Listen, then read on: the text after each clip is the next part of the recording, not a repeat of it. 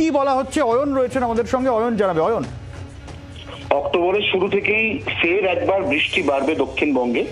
উত্তরবঙ্গে যে বৃষ্টি ইতিমধ্যেই শুরু হয়েছে এবং পর্যাপ্ত বৃষ্টি উত্তরবঙ্গে ইতিমধ্যেই হচ্ছে, দার্জিলিং এ প্রবল বর্ষণ চলছে, তারই মধ্যে উত্তরবঙ্গে এই বৃষ্টি বহাল থাকবে সব্যসাচী। এবং বাঙালির সব থেকে বড় উৎসব, সেই উৎসবেও রীতিমতো একটা দুর্যোগের ভ্রুকুটি। তার কারণ পুজোতে অন্তত পঞ্চমী, ষষ্ঠী, সপ্তমী, অষ্টমী পর্যন্ত বৃষ্টি চলবে, এমনটাই হাওয়া অফিসের পূর্বাভাস।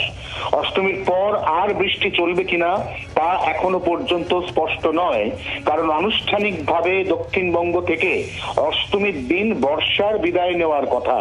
বর্ষা পরবর্তী কোনো বৃষ্টি নবমীতেও হবে কিনা, বা দশমীর যে বিসর্জন পর্ব, যেখানে অগণিত মানুষ তারা তাদের প্রতিমা নিয়ে বিভিন্ন নদীর ঘাটে বিসর্জন করতে যান, সেখানেও এই বৃষ্টি বিঘ্ন ঘটাবে কিনা তা নিয়ে আশঙ্কা এখনো পর্যন্ত খুব একটা স্পষ্ট নয়। কিন্তু অষ্টমী অর্থাৎ বাঙালির দুর্গা পুজোর মূল যে অধ্যায়, সেই অধ্যায় পর্যন্ত যে বৃষ্টির পূর্বাভাস আজ আলিপুর আবহাওয়া দপ্তরের পক্ষ থেকে দেওয়া হয়েছে, নিঃসন্দেহে কোথাও মানে অয়ন, সহজ কথা, পুরো পুজোটাই বৃষ্টি মাটি করবে, তাই তো?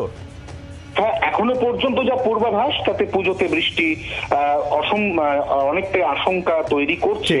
এবং উত্তরবঙ্গ, দক্ষিণবঙ্গ এই দুই বঙ্গেই একযোগেই এই বৃষ্টিপাতের পূর্বাভাস রয়েছে। অনেক ধন্যবাদ অয়ন।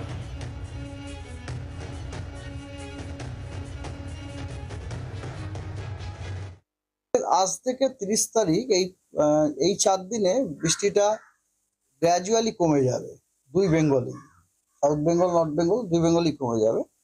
তবে আবার 1 তারিখ থেকে আবার দুই বেঙ্গলেই আপনার বৃষ্টিপাতটা আবার বাড়ার সম্ভাবনা আছে।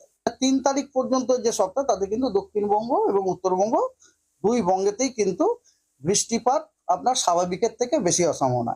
এবং 4 তারিখ থেকে 10 তারিখ পর্যন্ত যে ওই উইকও কিন্তু দুই বঙ্গে বৃষ্টিপাত স্বাভাবিকের থেকে বেশি হওয়ার সম্ভাবনা।